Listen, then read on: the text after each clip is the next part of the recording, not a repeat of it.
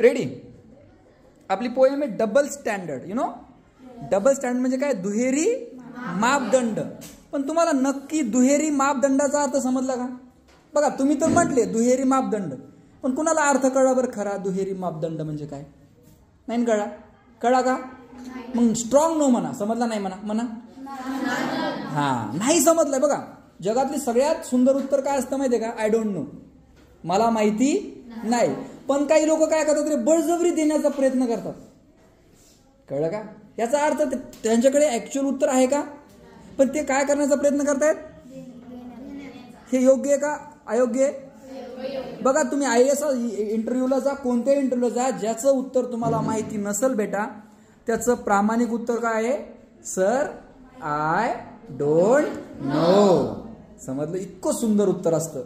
आणि बऱ्याचशा तज्ज्ञ लोक सुद्धा हे उत्तर देतात, मला माहिती नाही. तर मला तर सगळ्या गोष्टी मलाही माहिती नाही आणि तुमच्या कोणत्या शिक्षकाला माहिती नाही. आता दुहेरी मापदंड म्हणजे काय? Double standard. इतकी सुंदर पोएम आहे. आता दुहेरी मापदंड म्हणजे काय रे? दोघायलाही सारखेच माप. यस और नो? यस और नो? आता 2 मिनिटं आहे का? इथं कंपॅरिझन कोणाकोणाचं केलेलं आहे माहिती आहे तुम्हाला? विद्यार्थी आणि पालक. कोणासाठी? कोणाचं कंपॅरिझन आहे? Double standard. आता मला एक सांगा, नियम दोघांनाही सारखेच पाहिजे का दोघांनी वेगळेच पाहिजे? बरं चला आता मी तुम्हाला एक प्रश्न समजा काहीतरी बोलतो. चला मी ना तुम्हाला वाटतोय समजा मी तुम्हाला सगळ्यांना गहू देणार आहे. काय देणार आहे? बरोबर. तुम्ही हे योग्य आहे का अयोग्य आहे तुम्ही ठरवायचं. चला मी मुलांना गहू देणार 10 गिलास. क्लिअर? 10 ग्लास मी काय देणार तुम्हाला? असं मोजून 1 glass 2 glass 3 glass 4 glass 10 glass. आणि मुलींना देणार 10 तांबे गहू. हे योग्य आहे का अयोग्य? कोणावर अन्याय झाला? काऊन बरं? पण 10 दिले ना तुम्हाला बेटा मी. काय म्हणणे अजिंक्य? काय प्रॉब्लेम झाला? मी मुलांना 10 गिलास गहू दिले आणि मुलींना 10 तांबे गहू दिले. मग काय प्रॉब्लेम? 10 तुला 10 भेटले ना. हा तांब्या मोठा असतो, पण 10 दिले ना तुम्हाला दोघायला बी. 10 काय रे बाळा? हा शिवशंकर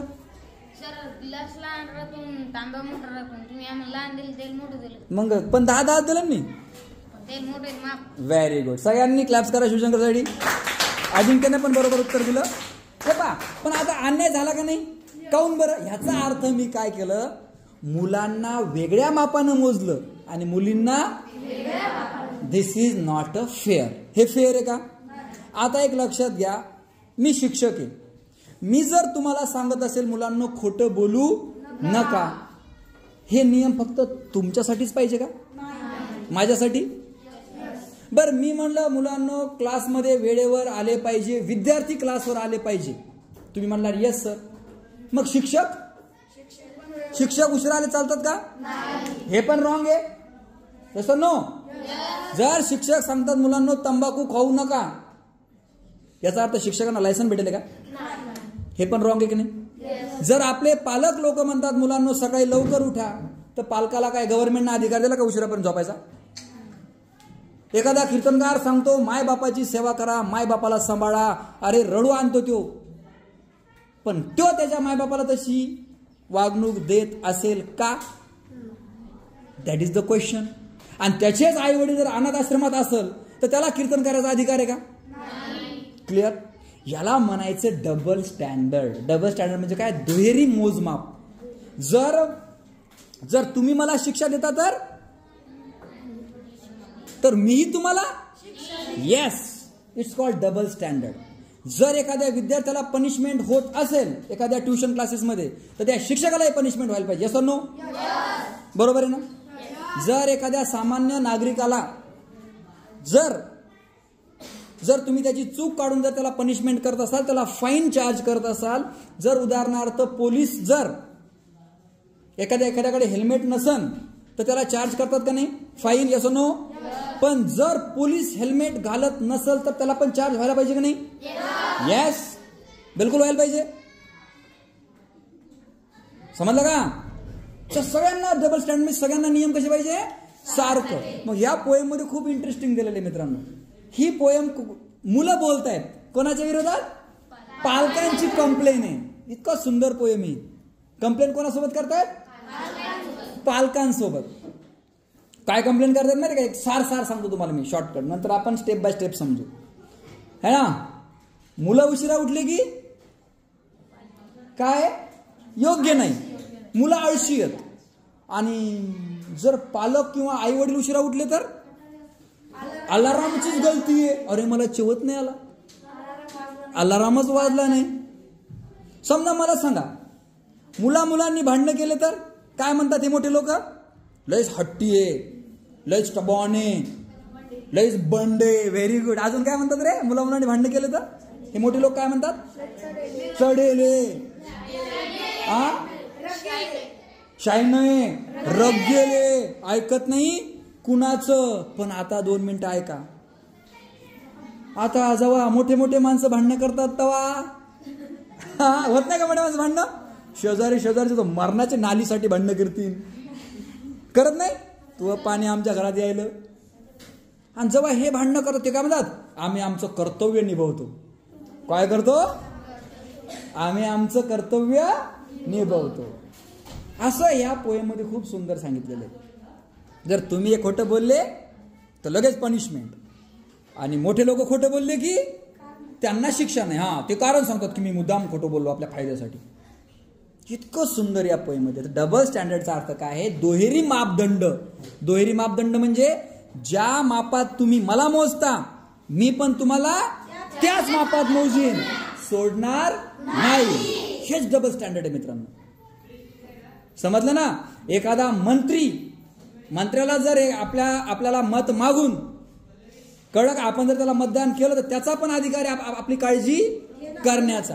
जर एखाद्या ट्युशन क्लासेसनं शाळेनं जर तुमची जबाबदारी घेतली तुम्हाला शिकवायची, तर त्यांची ती जबाबदारी आहे शिकवायची. विद्यार्थी जर उशिरा येत असेल, जर पनिशमेंट होत असेल, तर त्या शिक्षकाला पण पनिशमेंट तेवढीच व्हायला पाहिजे. जपानचे राष्ट्राध्यक्ष एक दिवस 15 मिनिटं लेट झाले होते. त्यासाठी त्यांच्या कार्यक्रमासाठी म्हणजे त्यांच्या कामासाठी लेट झाले, तर त्यांनी रेडिओवर माफी मागितली. वास्तविक पाहता काही कोणी म्हटलं असतं का रे 15 मिनिटं लेट झाले? कोणी म्हटलं असतं? पण त्यांनी रेडिओ सुरू केला, म्हणजे सगळ्या रेडिओला कनेक्ट करा, आणि राष्ट्राध्यक्षांनी संपूर्ण देशाची माफी मागितली. काय म्हटले माहितीये का? की तुम्ही माझ्यावर जे देशाचं पद माझ्या हातात दिलेलं आहे, मी 15 मिनिटं लेट झाल्यामुळं माझ्या हातून देशाची सेवा थोडी काय झाली, कमी झाली, किंवा तुम्हाला त्याची लाभ भेटला नाही, तुम्हाला वाट पाहावी लागली. विचार करा मित्रांनो. तर दुहेरी मापदंड म्हणजे काय? तुम्ही ज्या मापात आम्हाला मोजसाल आम्ही सुद्धा तुम्हाला त्याच मापात मोजू. मग तुम्ही कितीही मोठे असले तरी चाल, आणि आम्ही कितीही गरीब किंवा छोटे असलो तरी चालल. याला म्हणायचं एक देश एक नियम. समजतं ना? जर गरीबाच्या मुलाला अत्याचार होत असाल तर किंवा त्याच्यावर जर त्याच्यावर तुम्ही पनिशमेंट करत असाल तर श्रीमंताच्या मुलाला पण पनिशमेंट व्हायलाच पाहिजे. जजच्या मुलांनी खून केला तरी जजच्या मुलाला पण फाशी व्हायलाच पाहिजे. असं नाही की तो जज आहे. तर याला म्हणायचं डबल स्टँडर्ड. हे गुण आहे मित्रांनो आपला. समजतं ना? एका ठिकाणी काय झालं माहितीये का? एक गाव होतं. त्या गावामध्ये ना एका माणसाच्या मागं संपूर्ण गाव दगड घेऊन लागलं. त्याने काहीतरी गुन्हा केला असं समजा. संपूर्ण गाव काड्या बिड्या घेऊन काय करते मित्रांनो, त्याच्या मागे लागलंय. आणि तो बिचारा जीव वाचवण्यासाठी पळतोय. मग त्या तिथे आले गौतम बुद्ध. मग तो गौतम बुद्धाच्या आड जाऊन लपला. आणि गौतम बुद्ध खूप ज्ञानी पुरुष होते. त्यांनी लोकांना फक्त असा हात केला की लोक थांबले. म्हणे का तुम्ही याला मारताय? तर म्हणे याने गुन्हा केलाय, म्हणे आमच्या गावाचा नियम तोडला, म्हणे याने असं काम केलं, म्हणून आम्ही याला मारणार. म्हणे काय म्हटले ते? आम्ही याला मारणार. म्हणे बरोबर आहे तुमचं, थांबा म्हणे थोडं शांत, मी 2 मिनिटं बोलू का? ते म्हटले बोला. काय म्हटले गौतम बुद्ध माहितीये का? त्या लोकांना म्हटले तुमच्यापैकी जो निर्दोष असेल तोच त्याला मारेल. काय म्हटले ते? ज्याने कधी खोटं बोलला नाही, ज्याने कधी चोरी केली नाही जिंदगीत पूर्ण आयुष्यभरात, त्याने कधी कोणाचं मन दुखवलं नाही, कोणाची वस्तू चोरली नाही, आणि कोणीही कोणाचा अपमान केला नाही, कोणाचं काहीच गलत काम केलं नाही, त्याने पुढे यायचं आणि त्या माणसाला बेझिझक मारायचं. एकही माणूस समोर आला नाही.